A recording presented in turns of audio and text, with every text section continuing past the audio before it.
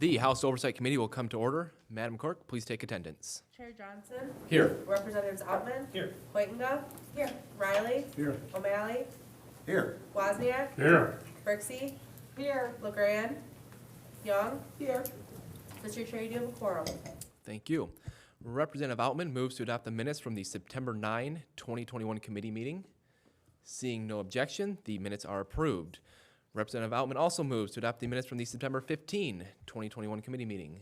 Seeing no objection, the minutes are approved. Previously, we had testimony regarding language, it was House Bill 5265, regarding the 700,000 people that were mailed letters saying that they may have to pay back unemployment benefits. We have a substitute that would be very clear to make sure that those people would all qualify for this.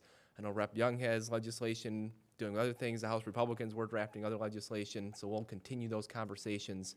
But for today, we'd like to move this legislation out. Is there any comments on this before we make the vote? All right, the committee will go at ease, call the chair.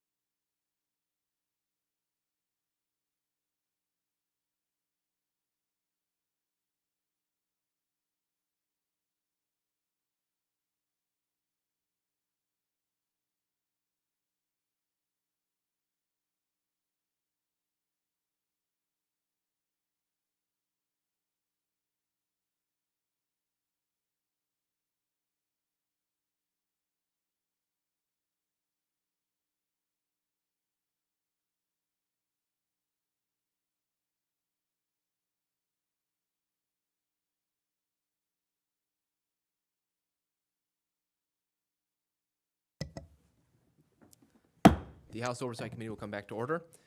And not wishing to speak but supporting House Bill 5265 is David Wardams with the Michigan Manufacturers Association. We're waiting on a member to get here before we take our vote. We do have legislation, House Bill 4306, 4307. I'm going to read in the cards of support, not wishing to speak real quickly. Not wishing to speak but does support the bill, Louise Harder with the Armor Survivors, Inc. Not wishing to speak but supporting the bill, Alexander Rusek, the Armor Survivors, Inc. Not wishing to speak but supporting the bill, Eleanor Jordan, Michigan Coalition to End Domestic and Sexual Violence. Not wishing to speak but supporting the bill, Bill Flory, Michigan Association for Justice. All right, moving back to House Bill 5265. I'll need a motion to adopt the H3 sub for House Bill 5265. Motion made by Rep. O'Malley. Madam Clerk, please take the vote. On the motion to adopt the substitute, Chair Johnson. Yes. Representatives Outman. Yes. Whitinga. Yes. Riley. Yes. O'Malley. Yes. Wozniak. Yes. Brixey. Yes. LeGrand. Yes. Young. Yes. Mr. Chair, you have 9 yeas, no nays, and no pass. With that, the H3 is adopted. Next, I'll need a motion to report with recommendation House Bill 5265 as substitute H3. Representative O'Malley so moves. Madam Clerk, please take the vote. On the motion to report as substituted, Chair Johnson. Yes. Representatives Outman. Yes. Whitinga. Yes. Riley. Yes. O'Malley. Yes. Wozniak. Yes. Brixey. Yes. LeGrand. Yes. Young. Yes. Mr. Chair, you have 9 yeas, no nays, and no pass. With that, bill is reported with recommendation is substituted. House Bill 5265 is reported. All right, next we'll move back on to House Bill 4306, 4307. I believe the bill sponsors are here. Rep. Berman, Rep. Whitsett, you want to come up and begin your testimony. Thank you for being here this morning.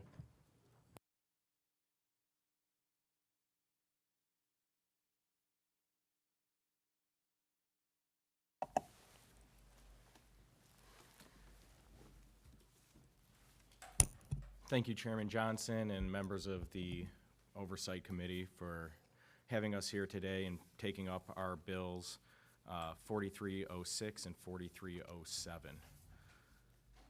These bills stem from an issue that we've seen, and the previous legislature, a couple terms ago before we were here, dealt with the horrific acts of Dr. Larry Nassar at Michigan State University.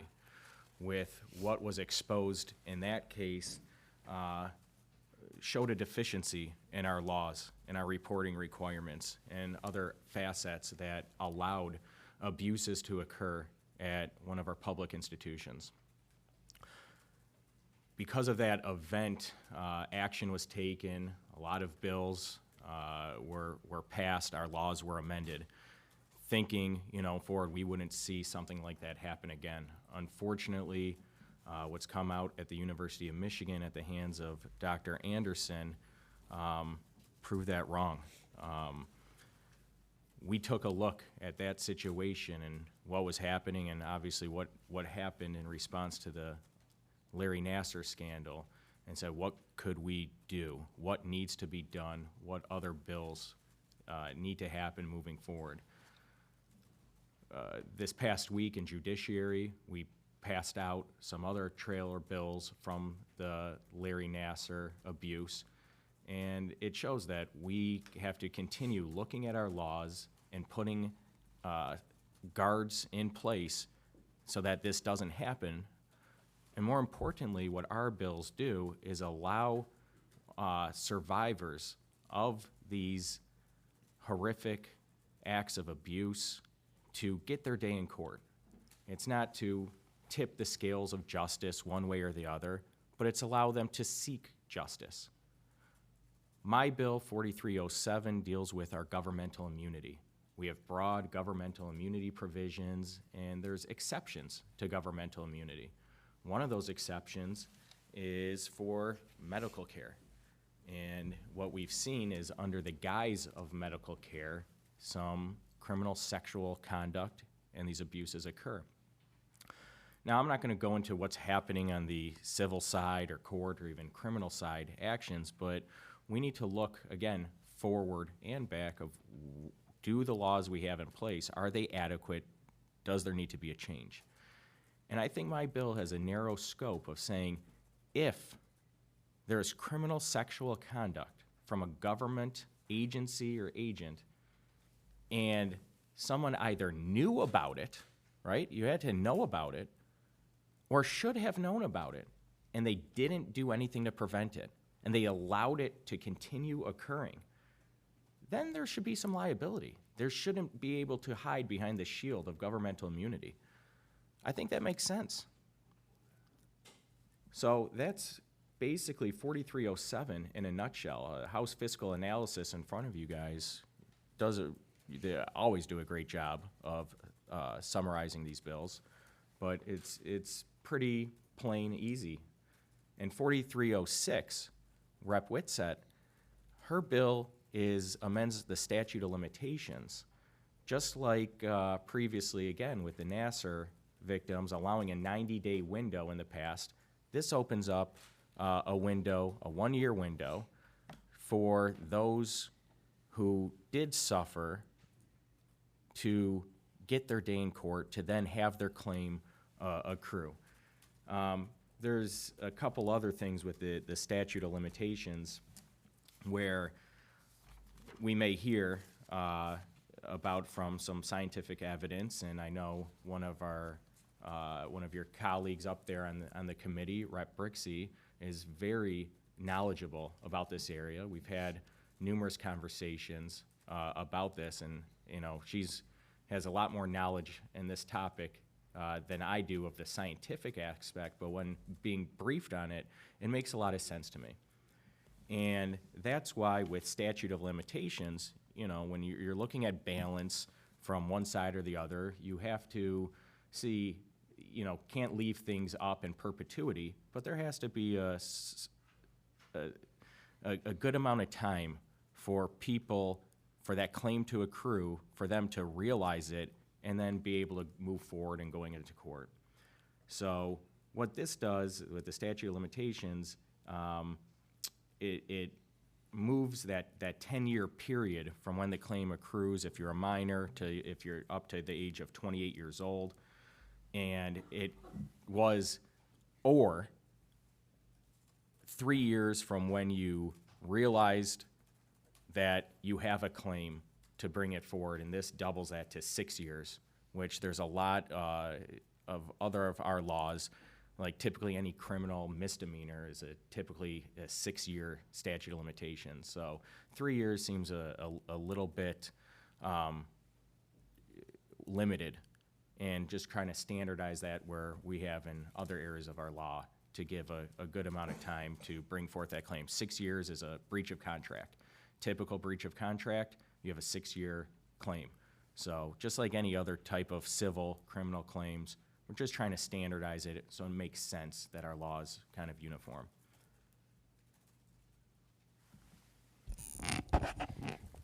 Thank you for allowing me to testify. Thank you, Mr. Chair. This is not easy for me as a survivor of sexual assault. I went to a gynecologist, as any young woman would, to have an exam, standard exam. The standard tools were not used on me, and there was a person in the room watching. I waited to hear the snap of the glove and also wondered why it was taking him so long to realize there was no glove, and this was not a standard test. That person stood right in that room and watched it happen to me and did nothing, said nothing, looked at me as if nothing was wrong. This was just normal for her. This isn't okay. As a survivor, we need to have extended time to be able to report these things. 90 days is not long enough. Should it even be longer than what we're offering? I believe absolutely. But we have to start somewhere. And I think that this bill package does just that. Thank you. Thank you for your testimony. One of the issues that we saw of the Nassar settlements is that some people said, the attorneys were the ones that really made out there. Is there any thoughts on maybe limiting what the attorneys can get and make sure that victims are the ones that are benefited and the money's not just going to the attorneys here? Yeah, I mean, I think that's a good question, but it doesn't pertain to my bill or the impetus of me bringing this forward. I don't know what's going on that side. I don't know where it is. I think I read in the newspaper that they're in mediation, and as far as when we're talking about statute of limitations, when the claim accrued or should have known, it gets told is what, the argument is when there is fraudulent concealment of these actions. So, I don't know what type of hurdles they're facing on lawsuits, but we're looking at this, for our laws and not in a specific case necessarily. While this would affect the U of M, it could affect any other governmental agency. As Rep. Whitsett just testified, on a couple aspects where, if she went to a private doctor, they're not shielded by immunity. But if it just so happens to be that, at this governmental agency, then they get to have an immunity defense, which we're seeing here. And I just don't think that's right or acceptable. But going back to your question, absolutely. I mean, there's ethical rules with the state bar and what type of fees and all that, and it's private contracts with whatever, plaintiff is doing. But that's a concern. I can see that people would have in not only this case, but others. We've seen it recently in the Flint water settlement. Representative Outman. Thank you, Mr. Chair, and thank you, Rep. Berman and Rep. Wissett, for being here today to provide some testimony on your legislation. One, I do have similar concerns to Chairman Johnson about the lawyers and attorneys making out like bandits, with this legislation. But two, I wanted to ask you, Rep. Berman, if you could provide some clarification on your bill in particular. Looking at Section 7D, it says in here that basically that the governmental agency is liable if they knew or should have known. Just wondering if you could expand on that and clarify that a little bit. Does that mean a clear paper trail, or what are we talking about here? Yeah, great question. Again, in our law and standards for different type of negligence or torts, you have, and even for trespass of knowing, this what is knowing, and that's where you have to bring forth evidence, whether it's direct evidence of knowledge or circumstantial evidence. So I think with that standard that you knew, how do you prove that? And again, this bill isn't trying to tip the scales of justice one way or the other. It's allowing people to bring forth whatever evidence they have, and then it would up to be a judge or jury to decide whether that defendant knew or should have known. I think in this case, people knew what was going on at U of M.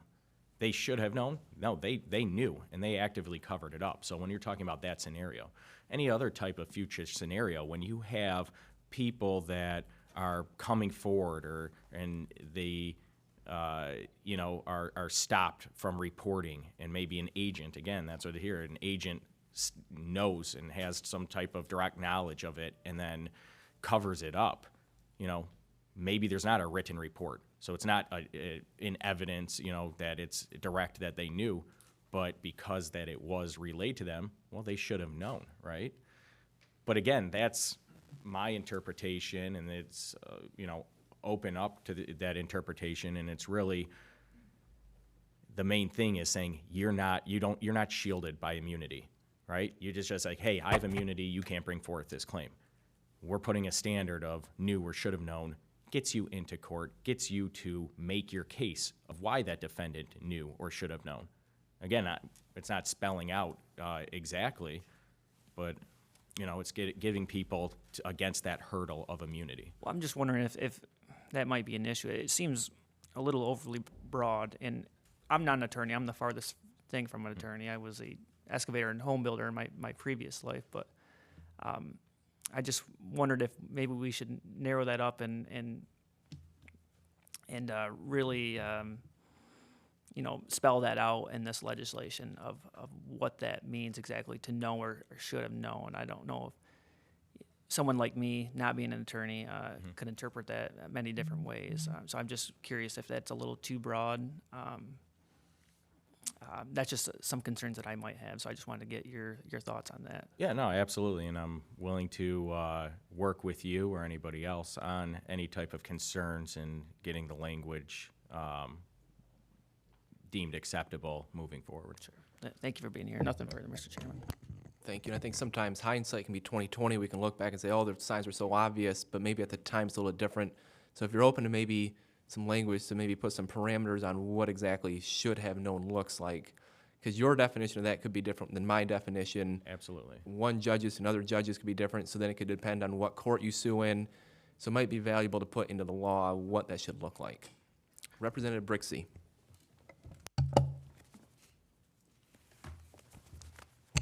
Thank you both so much, Reps Whitsett and Berman, for bringing this bill package to us.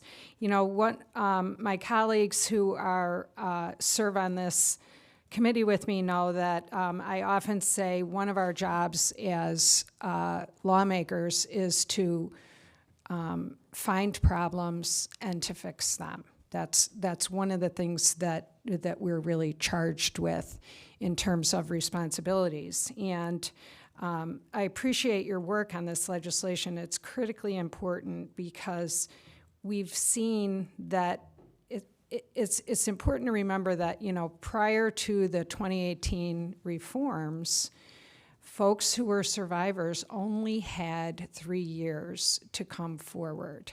And yet we have received written testimony today, and it's well documented that the average age of a survivor of child sex abuse comes forward to disclose that and report that abuse is 52 years old. And so, we in the state of Michigan and our laws are partly to blame for serial sex abusers being harbored as a result of our laws. So I want to thank you for the work that you've done to help change this. One of the problems that people have is that they are oftentimes the survivors suffer from PTSD and are just unable to come forward. There's many different reasons that are well documented why folks can't come forward. All across the nation, we're seeing that states are adjusting their statute of limitations to accommodate this well-documented fact about delayed disclosure. Regarding Rep. Outman's question, I think we need to really be mindful of the fact that these folks are usually serial abusers, and the evidence is overwhelming. So if you have hundreds or even thousands of people who are coming forward reporting that they've been abused, there's really a preponderance of evidence, like we clearly saw at MSU and now at U of M. And we need to make sure that the abusers are held accountable. That's the only way that we're going to be able to catch these serial predators. And I don't think that the law is too broad. If anything, I think it needs to be broadened, because Michigan is the only state in the nation that dictates who has access to the criminal justice system based on what the occupation of the abuser is, rather than what was the crime that was committed. And so that's something that I would look forward to future legislation to continue to work on this. And again, thank you both so much for giving these people who have endured some horrific things an opportunity to seek justice. Thank you. Thank you for your comments. And like I previously mentioned, the science behind it, and you brought up PTSD and other reasons why, survivors, if you said the average age, like 53 years old or something. Again, I'm very proud of Rep. Whitsett sitting next to me today, being on this. And when I asked her to be on this bill, I didn't know her background. I didn't know she had a personal connection and a personal story. And she hadn't disclosed her story before this. So I think that's important for, when we're talking about statute of limitations, when we're talking about the age of why the delayed reporting, for people to realize what did happen to them that wasn't normal, but also breaking the stigma of coming out. It's very powerful. I mean, it's daunting and scary to be that first person to come out and say, hey, this happened to me. It wasn't right. That's not normal. And that's what we've seen with Nassar, now with Anderson.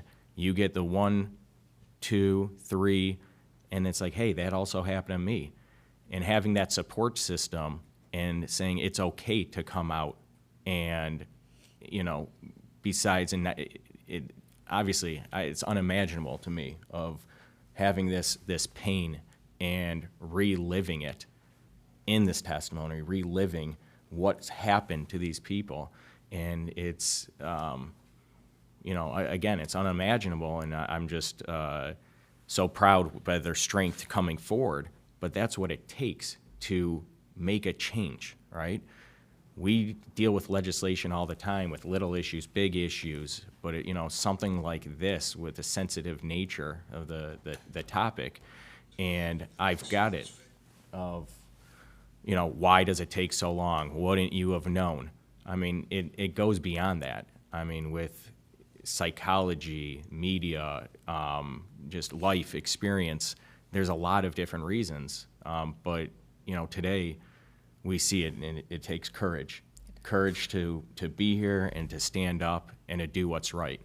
And I'm proud to bring forth these bills and have the courage to help seek that change, help get the message across that this does make sense. And hopefully committee members see the need for that too. And you're going to hear some more from some more survivors and testimony. No, thank you for those comments, and it's an incredibly important discussion that we're having here today.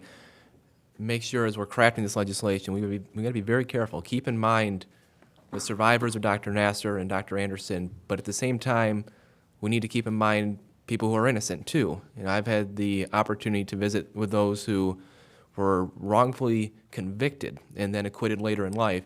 We need to make sure it's a tough line to walk here, where you're trying to make sure you protect the survivors while also the innocent. And that's why it's a very difficult package of bills here to make sure that we get this right. So I encourage the committee to be very active in this, to make sure that we can thread this needle, to look out for the victims, at the same time protecting the innocent. Representative O'Malley. Thank you very much, Mr. Chair. I just a quick comment first with regard to the lawyers' fees. I'm not going to argue with you on that, but I would first say that the focus of these bills are not that. That would be another issue. Our issue here is to make sure that people are protected. And with that, one of the things that I've noticed a common situation here with both U of M and MSU and with my lovely colleague is this is the medical community. And as I sit here and I listen to this, I think about my own children, daughters. We raise our kids to obey and follow authority. And these are doctors. And in both these cases, these are doctors of sports teams. And athletes are told, you're part of this team, you're part of this coach, you're supposed to do this. And so not only are we dealing with issues, we're dealing with giving people time to unpack the issues of the fact that this was a doctor, someone that we're supposed to trust, someone who, let's face it, we strip and get naked in front of all the time. So I guess my question to you would be, would you agree that this is a situation that it isn't just about a statute of limitations, it's also about giving these people time to unpack the fact that they were just violated by someone that they've been told all their life to trust? Absolutely. I mean, I think you bring up, you hit the nail on the head. Very powerful points, and I couldn't agree more. Going back to Rep. Johnson's comments, he's absolutely correct again. You know, as the chair, we're dealing with sensitive issues like this, and we see it not just here, other areas. You can't just have an emotional response. Obviously, this is an emotional issue, but I'm coming from it from a logical perspective, and we need to use our intellect and logic with the law. You know, disconnect from the passion. Obviously, that's the impetus. It takes part in why we're bringing forward, but logically, let's use the facts, use the science, use the data to craft the law to how it should be. Representative Brixey. Thank you, Mr. Chair. I just very respectfully want to make sure that everyone here knows that these bills are only amending the statute of limitations for civil cases, not criminal cases. So the bills wouldn't lead to criminal prosecution of innocent parties. All right, any other questions or comments from the committee members? All right, thank you guys. I think we'll first go up to Trinia Gonchar. Yeah, Trinae Gonzer. Trinia Gonzar. You could Sit back or sit to the side. thank you for being here this morning. Step up, introduce yourself. Just here? Yes, please.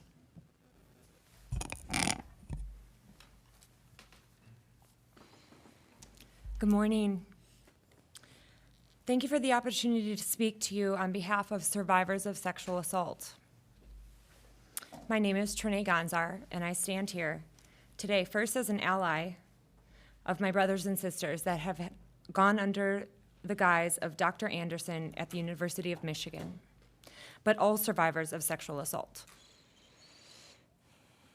I also stand here as a survivor of the former Olympic team doctor, Larry Nassar, and as a gymnast under the former elite head coach, John Geddert.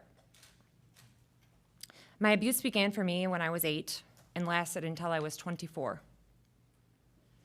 I was not only a practice body to the guy's medical treatment I was receiving, but for me personally, they estimate I was assaulted over 850 times.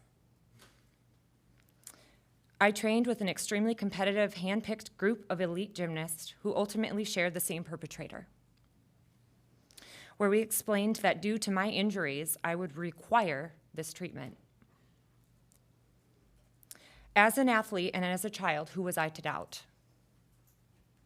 I never doubted the strep throat diagnosis or treatment, nor did I doubt the excruciating pain I went through as I sat my tiny 8-year-old body in a bathtub of ice, counting every second I was to emerge and warm back up.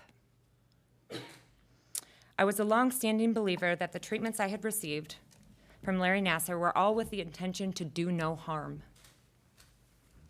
as well as the intent to help me compete and compete well with my sustained injury. I believed everyone around me had the best intentions for my life and my career. It was not until I watched Larry Nassar directly lie to Detective Andrea Mumford on the video that this treatment was never done intravaginally, that I had to come to terms with the fact that my entire childhood was a lie. As a 37-year-old woman, I sat watching the other brave girls and young women speak their truth and sharing their impact statements one by one, with almost identical stories of mine.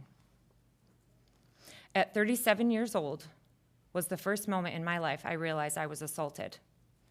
Not at 8, not at 14, not at 24.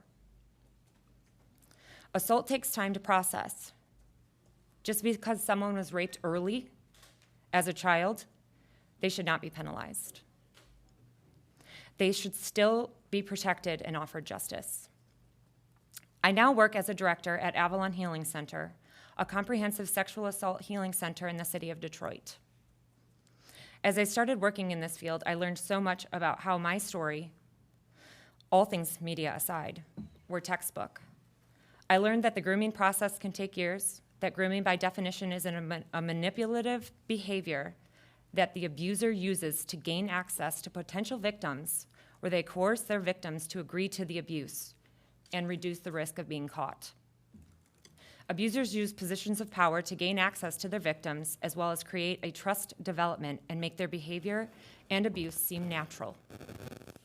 Just like with Nassar, anyone that was assaulted by a physician in a position of authority and enabled by an institution like Michigan State University and the University of Michigan should still receive and be given an opportunity of justice. What the world doesn't see behind the closed doors of victims and survivors of sexual violence is the true trauma that has been inflicted. For most victims, survivors, every day post-assault is a balance. From getting out of bed to sobbing in bathrooms or hiding in social settings, panic attacks and constant humiliation of your assault take a toll. Learning how to live with triggers when triggers hide behind colors of walls, smells, or the sound of someone's similar voice. Or when your perpetrator's name is mentioned weekly and his photo is shown all around.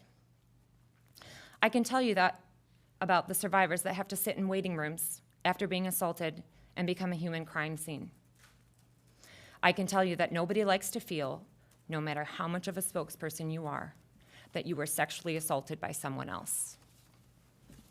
I can tell you that most victims and survivors will never see justice, and that most perpetrators will walk free with little or minimum consequences. 2 cases the state of Michigan has faced are not only textbook perpetrator behavior, but also the largest institutional failures to date. These institutions have shamed, blamed, and only protected themselves which in turn is the exact way to attract predatory behavior to not only flourish, but to be welcomed. Immunity for state universities gives no incentive to change for the better. The enablers at these institutions have not been held accountable for their part in letting this happen. The two cases run scarily parallel to each other. We're not asking for a bypass. We are asking for a fair and thorough investigation of new information when it comes forward. So when that new information comes forward, it deserves to be fully investigated. MSU survivors received justice with the help of legislature that would be manifestly unfair for the U of M survivors and all survivors to not receive the same assistance because of time. Survivor suffering will be lifelong, but these legislation bills will be at least a glimmer of hope to thousands. I stand here today in solidarity to remind you all what the face of a survivor looks like, and to remind you that all justice is truth in action. Thank you again for your time and consideration. Any committee members have any comments, questions? Representative Brixey? Thank you so much for coming forward and putting yourself out here and the work that you're doing to help others who have been through these traumatic events. And thank you also for pointing out that we need to have all survivors be able to have access to justice. I completely agree. Thank you so much. All right, don't see any other questions. Thank you for your testimony this morning. Next up, we have Jonathan Vaughn. Jonathan here.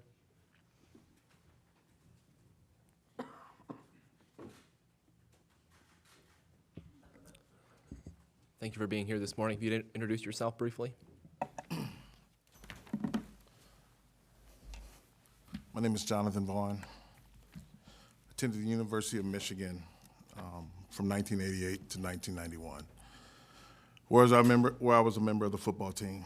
The topics I will address today are to support Representative Berman and Whitsatt's legislation because it would help those who are abused in doctor-patient settings, including a public institution like the University of Michigan. I was introduced to the University of Michigan literally on the week that my mother was diagnosed with breast cancer and had a complete mastectomy when Les Miles, who recruited me, came into my home, at which time he met my mother. He started talking about the things that we would have at the University of Michigan, that I would become a Michigan man, that I would be a part of one of the greatest institutions of higher learning in America, if not the world, and that we would have the best food, the best medical care, and things of that nature.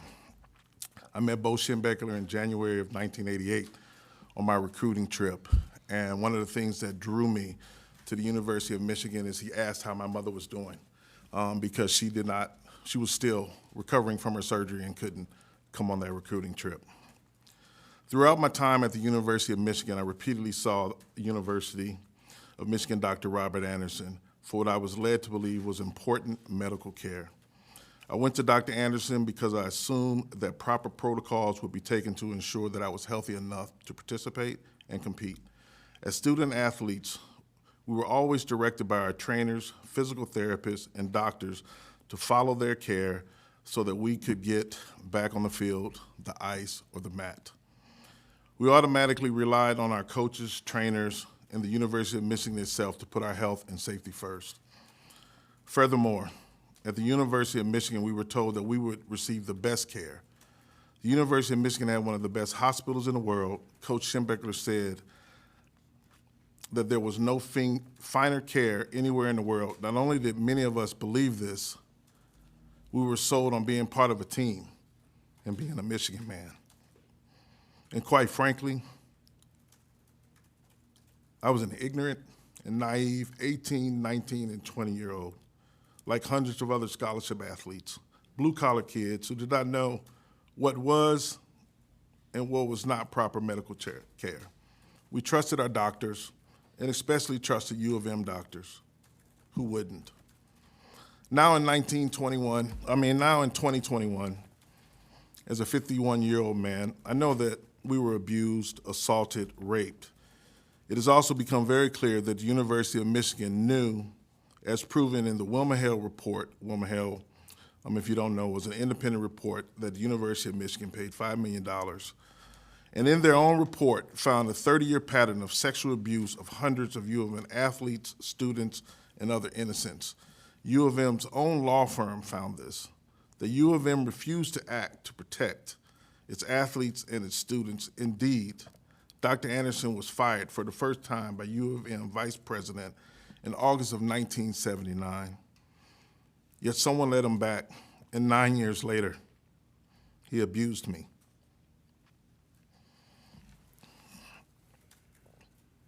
They made a choice not to protect us. Instead, the university enabled our abuse. I expected a safe environment, but my typical appointments with Dr. Anderson consisted of him fondling my genitals and repeatedly doing prostate checks, all under the guise of medicine. In my first exam with Dr. Anderson, at the end of the exam, he said one word that terrified me. I must do a testicular cancer screening and a prostate cancer screening. And at that time, all I knew is I didn't want cancer, because one, I didn't know if I was going to have my mother, and two, I just wanted to make it through the University of Michigan.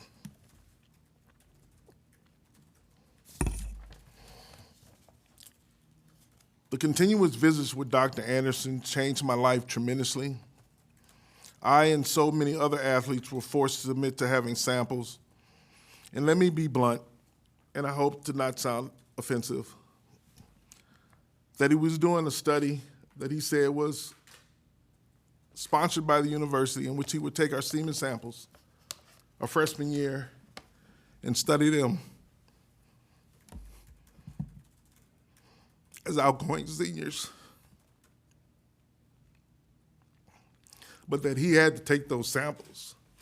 And even one time, in my second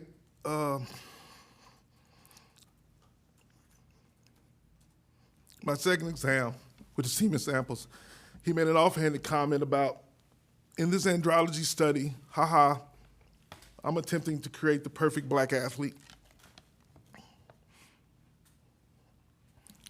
A series of emotions really have overwhelmed me. I'm filled with disbelief and anger because I love the University of Michigan and I love my teammates. But because of these abuses, could have been stopped early on. Although I did not realize it then, now I feel a deep shame because there were Michigan personnel who knew about this abuse. What seemed like routine checkups for most adults have become traumatizing for me. After my experience at Michigan, I have mostly avoided medical care because it makes me very uncomfortable.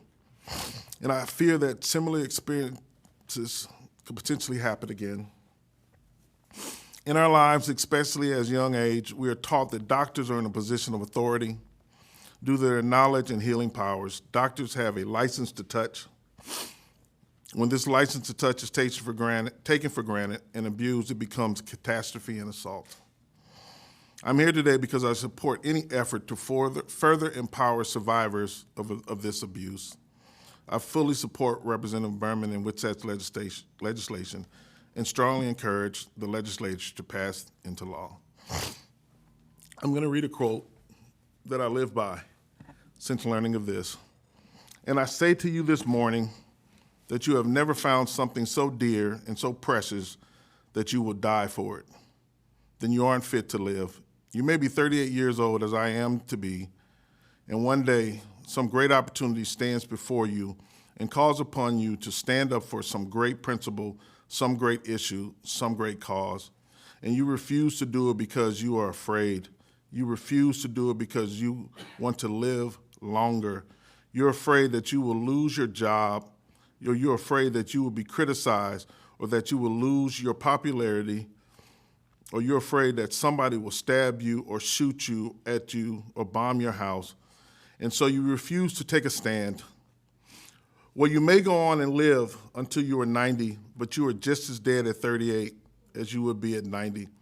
And the cessation of breathing in your life is but not the belated announcement of an earlier death of the spirit. You died when you refused to stand up for what's right. You died when you refused to stand for the truth. You died when you refused to stand up for justice.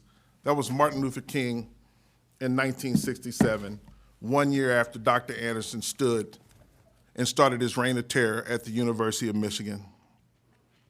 We are sons and daughters, fathers and mothers, brothers and sisters. We are teammates. We are citizens in your districts, but most importantly, we are survivors. And I will not be John Doe. I am John Vaughn. Thank you. Thank you for your testimony. Representative Young. Good morning, and thank you so much. We knew this was going to be emotional today. But as the mother of 2 black boys,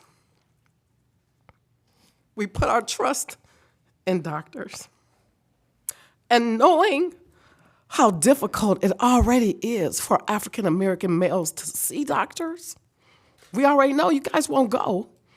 When you have things like this done to young black boys in particular, to any young men, let's be clear, but there is such a high incidence of African American males refusing to be seen by doctors. And so now we're thinking about the additional consequences, of what happened to you and to so many others. Because now you won't go for your regular checkups, right? See, now you won't go and find out if you actually might have something that could have been prevented early on because of this previous experience. And not just African American males, but every young person who was abused now have a fear of the medical profession. Now young girls won't go and get their annual checkups because they have a fear of the medical profession. And so that's why we're here today, to make certain that you know that we hear you, that we hear every survivor, and that the medical profession, they've been called to make certain, to do no harm, that we're going to hold them accountable, not just in universities, but everywhere. Because we need to be able to trust those people who have sworn and made an oath to do no harm and to make certain that we're healthy. And so I commend you today, Mr. Vaughn. Thank you for your testimony. It's powerful. I commend the other young lady and all the other survivors, because that's what you are. But the biggest thing is you're not alone. And there's no shame in your testimony. Your testimony is what allows the perpetrators to be exposed and to be held accountable. And that's just what we're going to do. God bless you, sir, and thank you. Any other committee members? All right. Thank you for your testimony this morning, Jonathan. Thank you. Up next, we have Tad DeLuca. Is Tad here?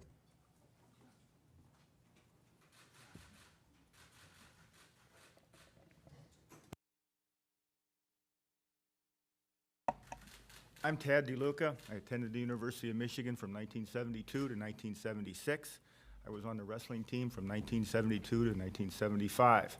I lived in Lewiston, Michigan for 33 years, where I taught at the Lewiston Middle School. I since moved to Gaylord in 2017. I have a wife, 3 daughters. They are fully aware of everything that I've ever been through. I've told them as my daughters aged, I told them more and more that was appropriate for their age. If you go to Michigan, you see in the locker rooms, those who stay will be champions. And because I'm a teacher, I have to have a title for my paper. And my paper is, those who stay will be champions, but they will also be raped.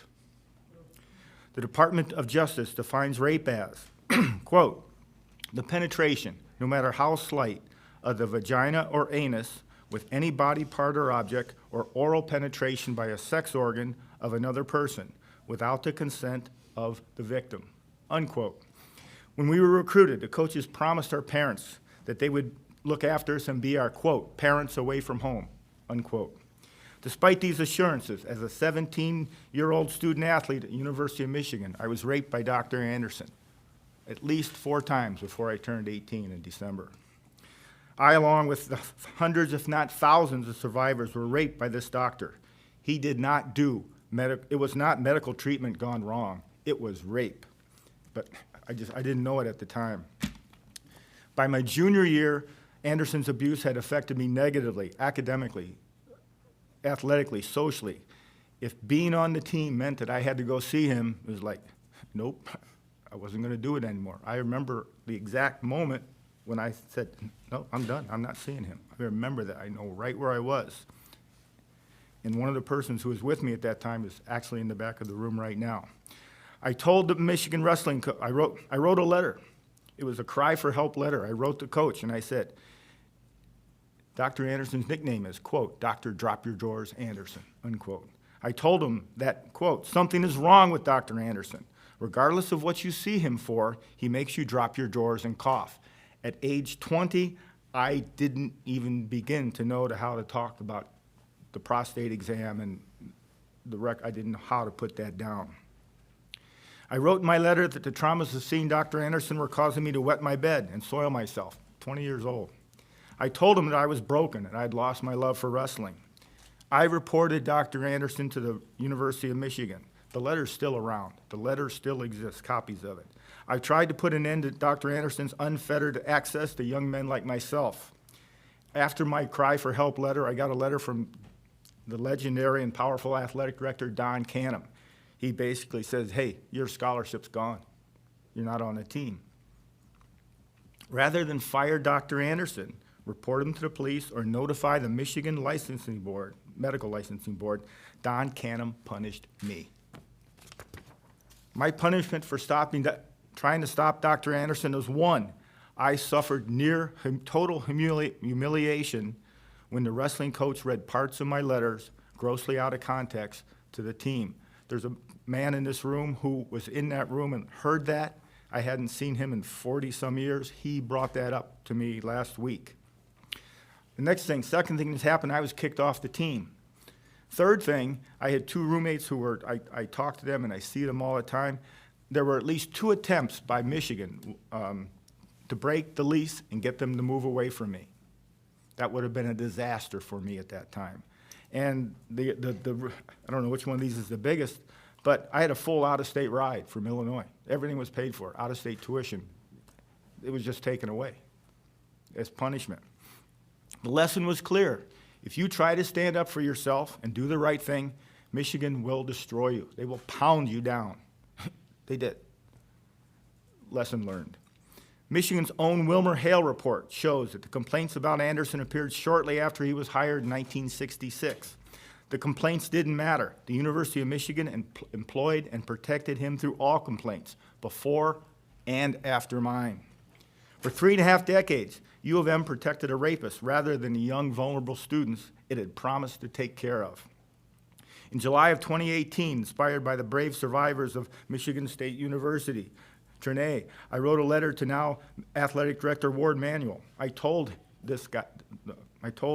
Ward Manuel I was raped repeatedly by Dr. Anderson. The letter was received in the heat of the Michigan State and Larry Nassar case.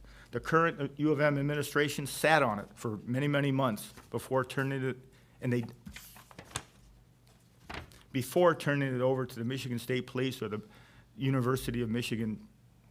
I messed that part up, sorry. Finally, in 2020, fearful that their decades of institutional cover-ups and failures would go public, Michigan acknowledged that a secret University of Michigan Department of Public Safety investigation was conducted. The investigation was led by Detective Mark West. Detective West's hard work, dedication, and report revealed that Michigan administrators knew all along, they knew for decades that this was going on. Detective West's work has encouraged more than 950 survivors to come forward. However, displeased with the results of his work, they demoted him and cut his pay.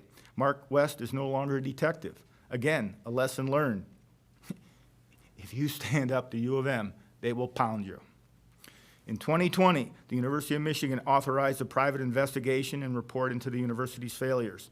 This report includes the following, quote, a number of the university personnel were aware from the early days of concerns about Dr. Anderson's conduct with patients, unquote. In addition, the Michigan report revealed that Michigan coaches, including Bo, athletic directors, and administrators in the health services all knew that Dr. Anderson was raping students, yet they did nothing to stop him. Our coaches told us we had to see Dr. Anderson. We had no choice, but the University of Michigan did. I was interviewed by Wilmer Hale, and they kept asking me, did you ever see another doctor at Health Services? And it's like, no. I didn't even know you could see another doctor. It was always, go see Dr. Anderson, go see Dr. Anderson.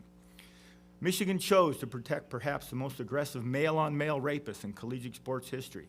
We were left entirely unprotected by the University of Michigan, while at the same time, the school gave Dr. Anderson raises, paid into his retirement, and not only that, they provided him with a steady stream of victims that was refreshed every September with the incoming freshman class.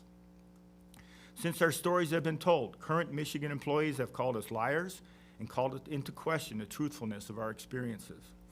The current behavior protecting the school and attacking the victims is a page right out of previous administration's playbook. Allow them to rape, then lie, deny, obfuscate, hire expensive lawyers who write meaningless press releases and release them over and over again. When faced with a choice between protecting the school or protecting the rape victims, we've lived under the bus for decades. Coaches, athletic directors, and administrators have changed since my 1975 letter. Protecting the Mays Block M and a serial rapist has not changed a bit. The University of Michigan is making the same choice today. The University of Michigan tries to silence survivors, conceal their conduct, and hide behind laws. In our lawsuits, the university is trying to get our cases thrown out of court on statutes of limitations. Too long ago, I'm too old. So's John and everyone else. But we do not believe there is a timeline for the traumatic effects of sexual abuse. For the victims of rape, there's no timeline for what happened to us and the emotional traumas we endure. Things bounce around in my head every day. I remember this, I remember that. We are forced on a regular basis to deal with the emotional traumas of abuse while Michigan attempts to escape accountability. Several years ago, this same body stepped forward to help the victims of Michigan State and Dr. Nasser by changing the law so that MSU could not hide behind legal technicalities and avoid responsibility for what they did. We, the men and women of the University of Michigan, are only asking for the same courtesy.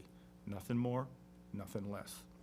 Please restore the law as it was intended, the law that the University of Michigan is so desperately afraid of, the law that will force them to accept responsibility for changing the trajectory of an unknown number of lives by protecting a heinous serial rapist for more than 3 decades. We understand the University of Michigan and other organizations that have harbored rapists are probably behind the scenes working on you. We would suggest this behavior proves our point. The University of Michigan has not learned its lesson. It has not stopped protecting itself and Dr. Anderson. Michigan is trying to get our cases thrown out of court via statute of limitations. We also understand it would be a matter of conscience for many of you whether or not you want to fix the law. But in your conscience, I would ask you to consider which side of the battle you want to be on. You can be on the dark side with an institution that fed a serial rapist and protects itself, or you can be on the side of those young and vulnerable students who were given no choice, and they were literally forced by U of M to go to the doctor they knew would rape them. Which side deserves the protection of the law is a question only you can answer. There's precedence that this can be done. There is precedence in this body to stand up to powerful institutions that have big block letters who would rather the story not be told and be held accountable. We ask that you stand with us and for us, because allowing the University of Michigan to hide behind broken laws only ensures that it'll happen again. Hail to the victims, the true champions of the West. Thank you. Thank you. Any questions or comments? Representative Outman? Thank you, Mr. Chair. Just a quick comment. Thank you for being here, Mr. Is it DeLuca? DeLuca, yes. I'm just shocked and appalled that not only did they try to cover it up, but they tried to actively punish you as a student athlete. That is just absolutely disgusting to me. As a Michigan fan, I'm just so ashamed of that, and so sorry for what you went through, and I really appreciate you being here. So just wanted to make that clear. Thank you, sir. Thank you. Any other questions, comments, committee members? All right. Thank you, Tad, for being here thank this you. morning. Up next, we have Kathy Callahar.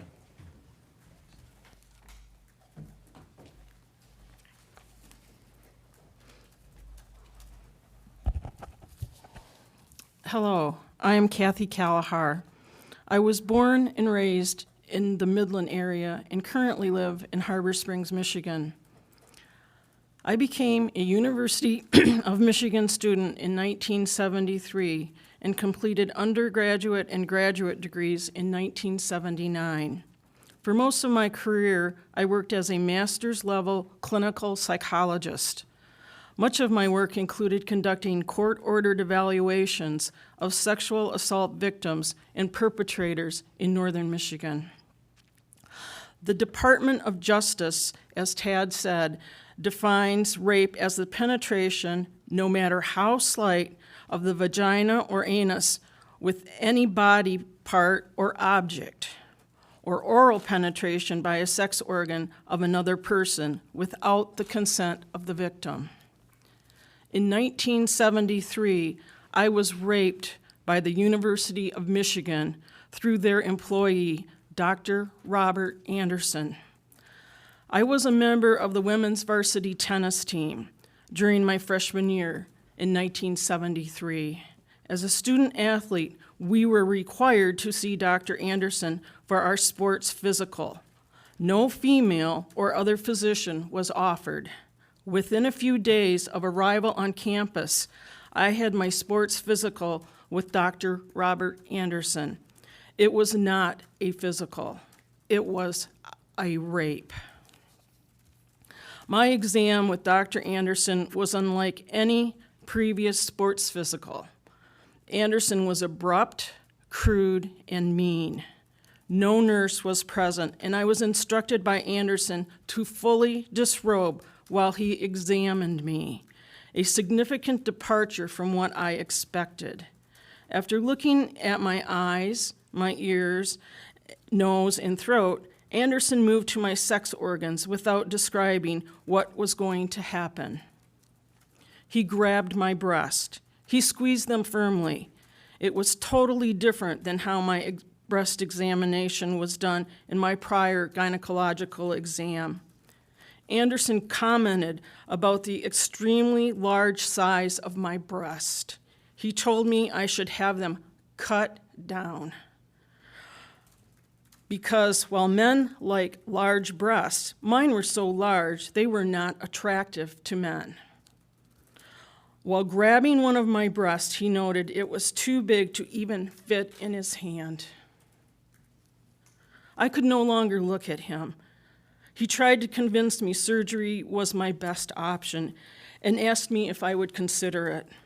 I was in shock. I said no. He told me if I was unwilling to have surgery, then I should consider women as my lovers, because women are more understanding about large breasts. His comments frightened me. I was 18 years old, and I had never considered women as my lovers. I had dated men and young men. Anderson then put 2 ungloved fingers into my vagina and wiggled them. Anderson then commented I should be more receptive to his fingers.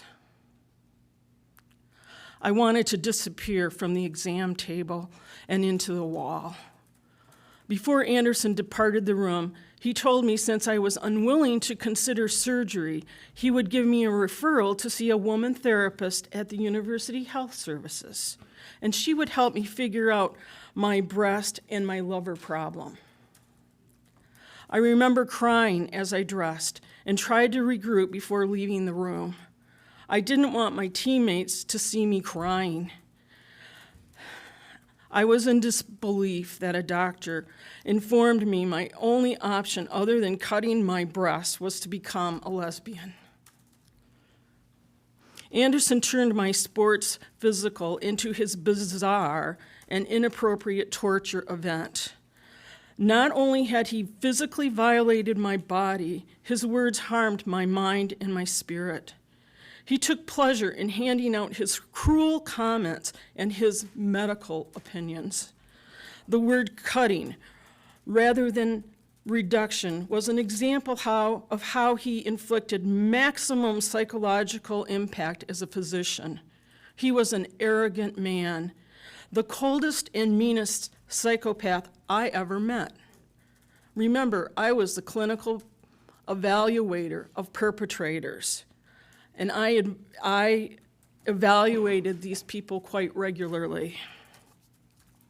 For months, I felt angry, hurt, and depressed, ugly, confused, and afraid.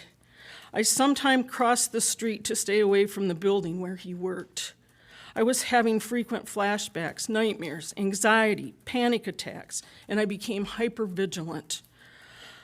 I walked into my physical exam a healthy, happy teenager. I walked out suffering what we now call post-traumatic stress disorder. It took me a few months to muster enough courage to set an appointment with the University of Michigan counselor that Anderson recommended. My reason for going to therapy was to get help filing a police report. I knew that what Dr. Anderson did to me was criminal. When I met the therapist, I clearly described Anderson's rape and the emotional trauma. I asked her for assistance to report the crime to the proper authorities. Instead, she informed me I was having sexual fantasies and that Anderson never sexually assaulted me. She diagnosed me as suffering from a mental illness with psychosis, which was her word for fantasy. She also added hysteria because I cried, that she wouldn't believe me. The moment she assigned those diagnostic labels, Anderson's rape was covered up.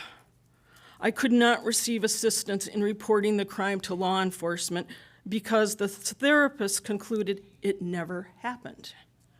Anderson's rape was twisted into being my fault. Her abuse of power heaped on even more psychological damage. She used her university position to protect and empower Anderson. I realized I would never be believed because the institutional powers of the University of Michigan far surpassed my status as a student. During the decades of Anderson's unfettered access to vulnerable young adults, some university employees were bystanders. Others were accomplices. Bystanders looked the other way. The therapist I saw was an accomplice. She enabled and protected Anderson, and she financially benefited from his crime. Survivors were then and are today powerless against the Michigan brand. Several survivors reported him to proper authorities at the university. Instead of taking appropriate action in protecting survivors, the University of Michigan employees chose to cover up Anderson's conduct and protect him. The university's legal position that the statute of limitations has expired is repugnant, considering that they were the ones who protected him from timely prosecution for decades. These authorities never allowed the reports to get to law enforcement. The University Medical School trains physicians who take an oath to do no harm. It's outrageous Dr. Anderson, a serial predator, was ever employed by Michigan Medicine to train students as described in the Wilmer Hill report. The University of Michigan has demonstrated for at least 50 years they are not competent in self-policing and bringing sex offender employees to face justice in criminal courts. Additionally, the University of Michigan is attempting to hide behind government immunity to reject and devalue Anderson's victims. This puts even more blame on victims. Is my rape not to be recognized because They are a public entity who was responsible? If I was raped by an employee of a private entity, only then someone should take responsibility? Why are state institutions allowed to conceal and harbor a rapist, but private companies aren't? The beginning of September brought a flood of Anderson-related post-traumatic memories to me this year. The exam room, the abuser's faces are now back in my nightmares. My husband comforts me and gently wakes me up when I shake and whimper. How much more emotional trauma do the regents think Anderson victims and their families have to endure? Michigan lawmakers supported Larry Nassar survivors, and that was appropriate, important, and appreciated. Please continue to stand up against sexual misconduct and those who conceal and protect sexual predators in educational institutions across our state. I thank you very much for your time. Thank you. Any members have comments or questions? Representative O'Malley. Thank you, Mr. Chair. Help me understand something here from your perspective. Was the university protecting the university or Mr. Anderson, Dr. Anderson? And if so, why? Because from previous testimony, it seemed like they were in lockstep with him. I know none of this makes sense, but I'm trying to make sense of what were they thinking?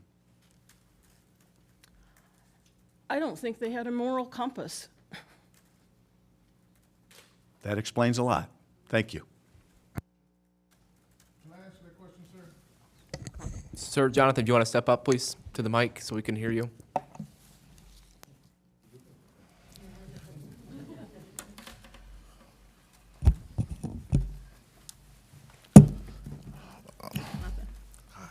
Thank you so much.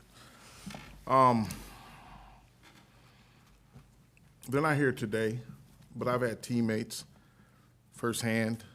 There's still a gentleman that's employed by the University of Michigan. His name is Paul Schmidt. He was a trainer. He was the gatekeeper for us to see Dr. Anderson. He would make comments about taking your medicine. He would make comments about you can't make the club in a tub. Dr. Anderson was the last gate that we had to get to if there were any football-related or non-football-related injuries to practice. This man, Paul Schmidt, is now the Associate Athletic Director who was responsible for also hiring Larry Nassar, who did his student training at the University of Michigan in 1985,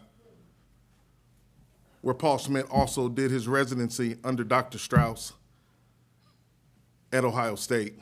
University of Michigan is the epicenter of this type of enablement, complicity, and behavior.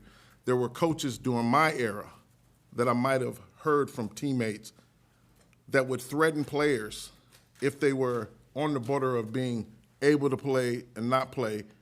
Well, I'll just send you to Dr. Anderson. When you have a university who knew of Dr. Anderson's behavior in the early 70s, fired, then rehired, and in the same year celebrated in the annual report in 1979, 9 years before I should have ever even met him, you buy his private practice in 1995 and let him retire and is celebrated where there's no chain of custody for our DNA, where you now own and have destroyed all the records that we personally, each and every one of us as victims has asked for, our medical records. Absolutely, the university had created a syndicate of abuse. They were protecting Anderson, and Anderson was empowered. And this is the vision that I get in my nightmares. It's like the crocodiles and the lions as the wildebeest just passed them through the Great Migration, because there are over 7,000 athletes and over 3,000 students at two different times that the university sent information to try to see and limit their liability in this case. So I ask you, does that sound like that was an institutional cover-up? And my mother, who has passed, and I will say this will go down as the largest sexual abuse, rape, and cover-up in the history of sports. And I think we have a time right now where we can stop this. Because it's happened at Michigan State, and we didn't learn a lesson. It's happened at University of Michigan. It's happened at Ohio State. It's happened at Minnesota. It's happened at Eastern Michigan. It's happened at USC. And it's happened at Penn State. And it's happening right now at LSU. And it happened at Baylor. So these laws that we enact on the state level will ultimately get to the federal level, because right now the NCAA is saying that it has no responsibility to protect students and student athletes in cases of abuse. They argued that in federal court last year. And Title IX has just been changed where a rapist, his first rape doesn't count. There has to be 2 incidences. These are the type of structures and protections for these universities. Dr. Anderson is a man who is the worst type of criminal, who created his entire career around andrology and a 12-inch circumference of male and female anatomy, and he literally gorged himself, unfeathered, for 40 years, and the university has been embroiled in this cover-up for 5 decades. I'm 51 years old. It's half a century. Thank you. Any other comments, questions? All right. Representative Hoytinga. I believe his comment was this individual is still employed as an assistant athletic director. He was the head trainer. He was the assistant trainer. When I got there, he was the head trainer by the time I left. And we had to see him to then be seen by Dr. Anderson, because Dr. Anderson was the only doctor we were allowed to see. I never saw my childhood doctor again once I stepped on the University of Michigan. Thank you. Believe, so we are out of time for today's committee. This is an issue that we're going to have multiple hearings on. Encourage the committee members, do your due diligence on this. This is something that's very important to get right. It's a tough needle we're trying to thread here. You're trying to make sure that we're protecting people that are survivors, while also protecting the rights of the innocent too. And we want to make sure that however we craft this, it's done in a way that can accomplish both. Thank you for your time today. Seeing no further business before the Oversight Committee, we are adjourned.